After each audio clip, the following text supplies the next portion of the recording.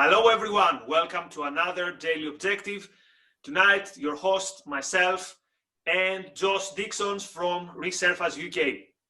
And last week we discussed The Last Dance. It was good fun, so we thought maybe once every week, once every 2 weeks, we discuss something like a film or a TV series. And today we're discussing the film 300, the film by Zack Snyder based on the comic by Frank Miller. And the reason we're discussing it is A, because we like it and we think it's going to be fun, but B, because it looks like it's a film that had some cultural influence, some cultural impact.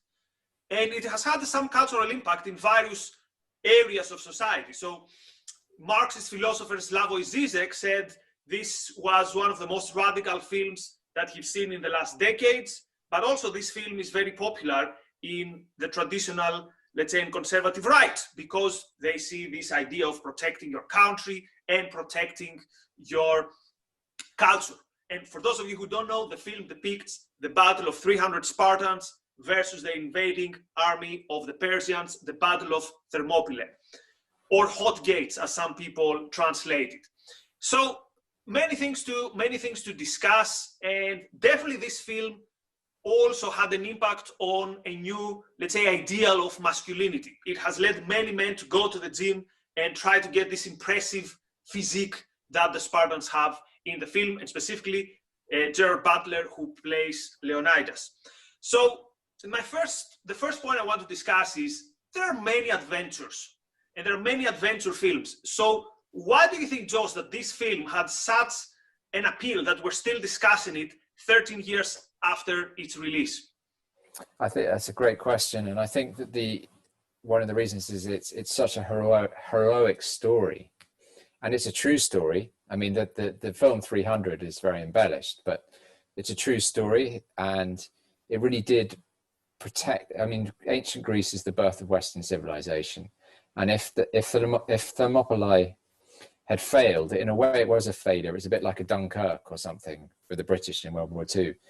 But it enabled Greece to gather its army together, the Athenians to get themselves together, and eventually win their historic naval battle. Is it Salamis or Salamis? Salamina, yes. Salamis, yeah. You foreigners, we call it in modern Greek Salamina. Yeah. So, there's that historical element to it, but it's also, like it's that classic story, true in this context, of people fighting for their values, and the people fighting for the higher values, in a way, winning against all the odds. And I think that's what really inspires people when you watch this film, and even just reading about it historically, is that, and also we could say if it had been lost, maybe there would have been no Western civilization, because the Persians at the time liked to destroy the culture of the other nations that they invaded. And I think all those things come together. It's very heroic, and it's not a sacrificial film as well. That's what's really interesting. Now you're taking away the most. Let's leave this for the end. Okay. So the big question that we have to answer at the end is, how do we view this from an objectivist point of view? Was this a sacrifice? Because this is a term that is used quite often, that the 300 Spartans made the ultimate sacrifice. But let's leave this for the end, and let's not give spoilers, because that's going to be like the $1 million question. So one of the reasons that many people did not like the film, and the review of The Guardian was something like it was a homoerotic fantasy of the battle, and yeah, it's fun, but don't take it seriously.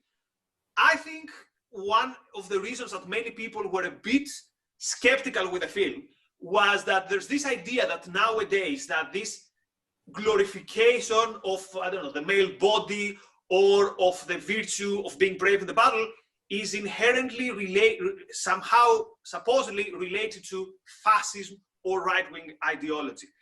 And this is something that I want a bit to do a bit of a pushback, because there's nothing from what at least we see in the film, because in reality we know that Sparta was far from a society of a bastion of reason and freedom, definitely by today's standard. So the ancient Sparta was not the United States of the founding fathers. But I think what is most important is the meaning of the film, which is exactly what you said. So there are many things in the film that don't really sit well with today's culture. And one of them is the first scene of the film, which for some is the most shocking. And it's the scene of the training of the young Spartan, the so-called agogi, or to pronounce it properly in Greek, agogi, which is how you're grown up. And we see them being severely beaten. They have to fight each other. What the film doesn't show, but unfortunately happened, part of the training was that they had to hunt slaves and train on even killing them. And this is something that the fact that you have to go through all this is something that today in a society of comfort is very alien in a way. And the other day I was seeing on Twitter, someone made a comparison of some math tests for kids from the early 20th century to today. And I saw the equivalent with some first-year philosophy university students, again from the late 19th century to today. And if you compare them, back in the day, they were way more difficult. So it's not something that goes back to ancient Sparta. The standards of what we expect from a young person and what kind of training, not only physical, but also mental, has changed. So do you think that the first scene, the scene of agogi, do you think that this has a method in its principles, not on its specific? From your, let's say, professional experience, do you think this is a good method to prepare someone for life? No, I think it's child abuse.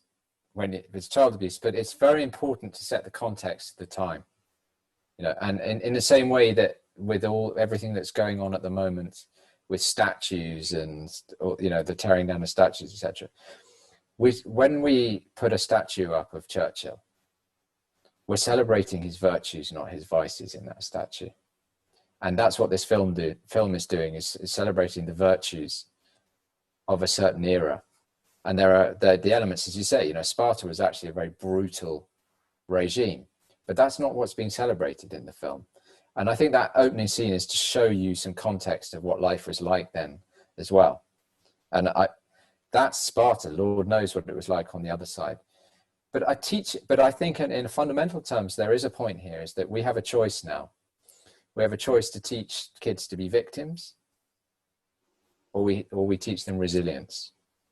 And I think this is partly what this film was showing, is that if we can teach resilience, and that's what's necessary in any age. And to reflect on what you're talking about in exams, I remember someone posting on some forum probably about 10 years ago, so I can't remember which one, the naval cadet exams from the 19th century compared to now, and it's shocking, the difference. Yeah, it's almost unbelievable. It's almost as I couldn't work out the math exercises, which were for like elementary school children. Yeah. So, I mean, I just remember when I was at school, and it's not actually that necessary to this conversation, but we used to look at past papers from 20 years before, and they were much harder than the current ones we were doing. But anyway, but I think that opening scene was to give some context, and also, to show you, but that was true as well. That's what is really surprising about this film 300 when I watched it again, is it's incredibly stylized, and that and like comic book stylized. So that takes away sometimes in the mind that this was a real thing, and it's actually littered with huge amounts of historical accuracy, as well as plenty of mission as well. Yeah, of course, the heroic element is taken in a way. There is some exaggeration in terms that there was not only 300 Spartans, so they brought with them some of the servants and all that stuff, but the essence is there. And that's also interesting in romantic art. So at some point someone asked Ayn Rand, so why is it that John Gold has never got a cold? Like, does he never get sick? Or what if Dagny had like this cold sore when she went to kiss God? And she said, yes, Gold might have had a cold or whatever, but that's not the essence. That's not what I want to portray. So that's why I'm cutting some slack to the historical errors, because I think this film, which again, I don't think it's a film for a silly kind of Rambo type of film. I think it's a very serious film. And one of the most interesting characters, also from the objectivist point of view, is Leonida's wife. Yeah. Because she goes against the stereotype of the woman, of the soldier who is very emotional. Actually, she's the voice of reason. It has some very beautiful lines. When in the beginning, Leonidas is teaching his son to fight, he says the fight begins from the mind. And then she says, yes, but it also begins in the heart. And then you think, oh, she's going to be the emotionalist. But then she always gives very reasonable advice to Leonidas. And my favorite line is when he's asking her, what would the king of Sparta do, or what do a good warrior do? And she says, no, you should ask the question, what would a free man do? So, and specifically in the first part, it's played again and again that this is a fight between reason and mysticism. Not only a fight between reason and mysticism on a global level, first of all, on the minds of the hero. Leonidas becomes emotional at some point, and that's why before he kicks the Persian missionaries, how are they called, he checks with his wife because he trusts her. Now, one thing I don't like in the film, the one thing that I don't like in the film is the cheesy lines by Leonidas, but you know, this is Sparta and all that stuff. But beyond that, his behavior is reasonable. Then the second conflict is with the elders who are corrupt and mystics.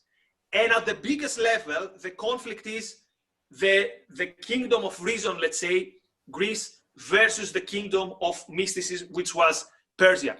And another pushback and criticism that the film got is that, oh, this is basically preparing the world for an attack on Iran, which I don't know where it comes from, but in a way, it's not a sin, or it's not out of proportion to say that a theocratic regime today has many things in common with the mystic and violent empire of the past. So I don't think one should be afraid to say that the message that always the powers of mysticism and violence go against the power of reason, and the good is with the power of reason, still stands. And one hasn't got to see this film as, let's say, a war, imperialist war propaganda. Anyway, I threw too much on the table, so take whatever you want from that. But also, this isn't a film about invasion on the parts of the Greeks. It's a film about protecting Defense. One's value, defense, etc. Yeah. So I mean, people will look for anything to destroy anything these days. Well, I think they probably always have done, actually, but it's just much easier to see. But there's something else that I wanted to just put to you, Nikos. In terms of this film, it's directed by Zack Snyder, and he's rumored to be doing the new Fountainhead. And I'm wondering whether that gives you like any hope, or you're concerned about that, or somewhere in between. So I am one of these people who would Google every 3 weeks Zack Snyder Fountainhead to see what would happen to that. So unfortunately, the last thing I've seen, although I'm not sure, maybe it could be an Ask Me Anything in radio or something like that, Zack Snyder said, well, that's a bit too controversial, I don't want to do it now. I'm not 100% sure whether this is accurate or not. As far as I know, it's not happening at the moment. There's not gonna be a Fountainhead. I would definitely want Zack Snyder to do the Fountainhead. Now, let me put something on the table. I have zero knowledge about theory of cinema and all that stuff. This is just, this is me and Josh chatting about this topic and not being experts. But there's one more thing that I want to ask you, and I want you to help me to get the psychological profile of Ephialtes. Ephialtes is the traitor, but in the film he's portrayed in a sympathetic way. So he, because of the way of his body, he cannot fight. He cannot lift his shield. He's has a handbag, and this makes him bitter. And it's this resentment that sends him to the Persians. And at the end, I think he regrets it. So why do you think the film cuts a bit slack to Ephialtes? And in Greek, in the Greek language, when we use the term Ephialtes, it's now a synonym to the term traitor. That's why Leonidas tells him at the end, may you live forever. He has lived forever, with his name being synonymous of traitor. Yeah, but he's the the ancient equivalent of Quisling or someone like that. Yeah.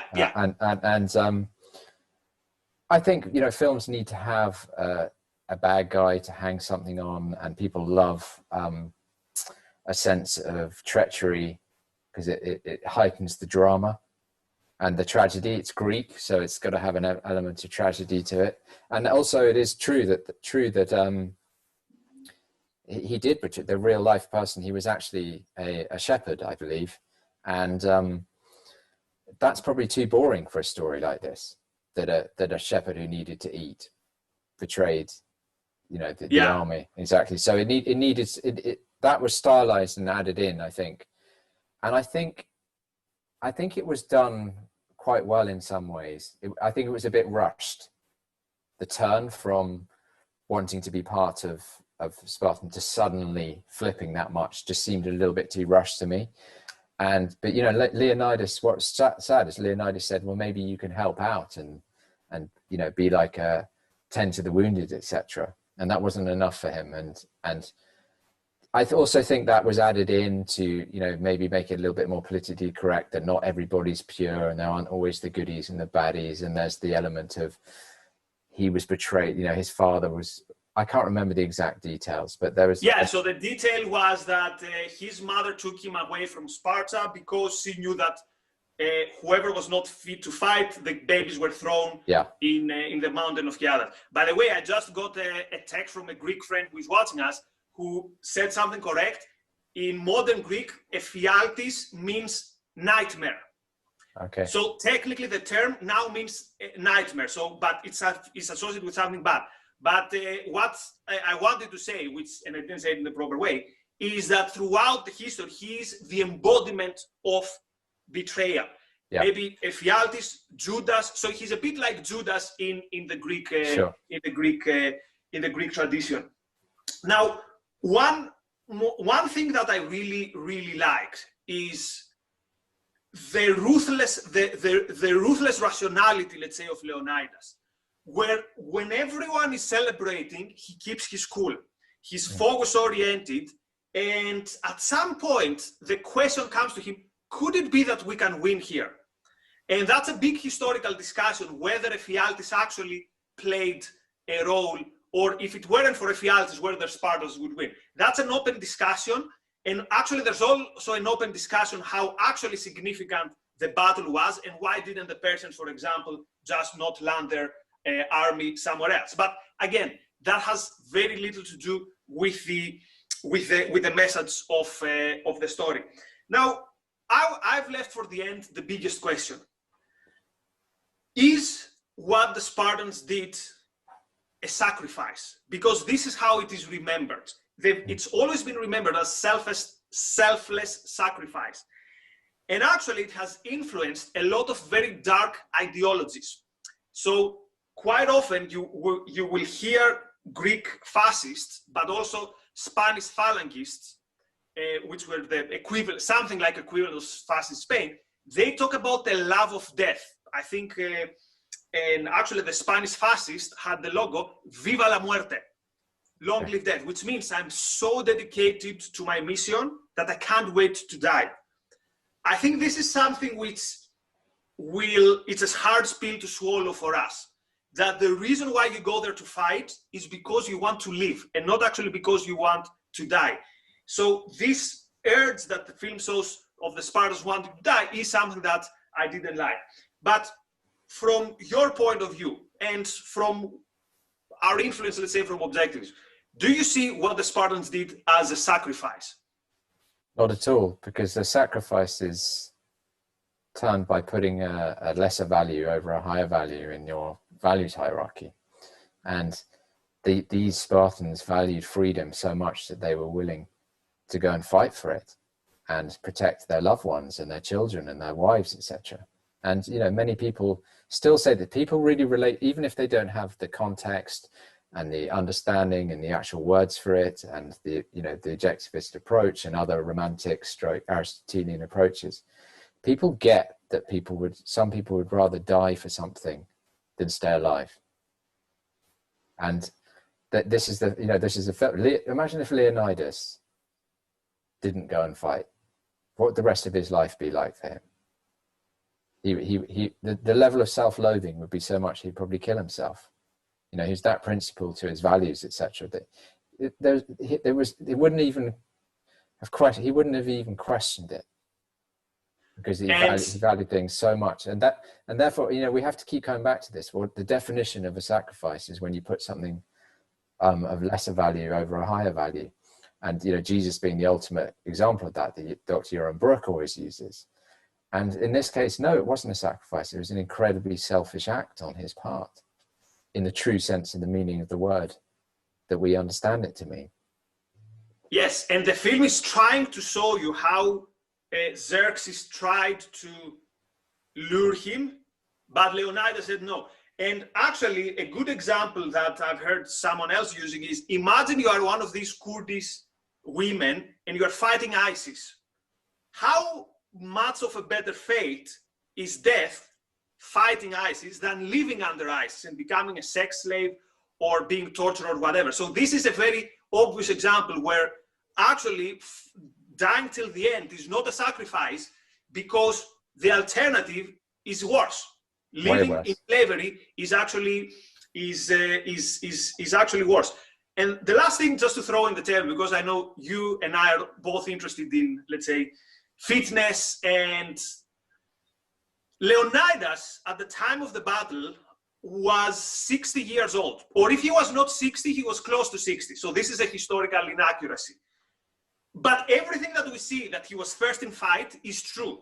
So this also shows how quite often this idea that we have today that, oh my God, I'm 40 years old, the good years are by, with some of the values that are shown in the film, discipline, hard work, which again, we should reappropriate that this is supposedly extreme right-wing or fascist values. No, taking care of yourself and taking care of your body as you take care of your mind, I think is something which is a very rational and selfish, in a good way, the way we use it, thing to do. So what's your comment on this virality and this sense of skill that is portrayed in the film and made, for example, going to the gym the fashion again, at least in Greece? Because before the film, if you went to the gym, you were that guy who goes to the gym.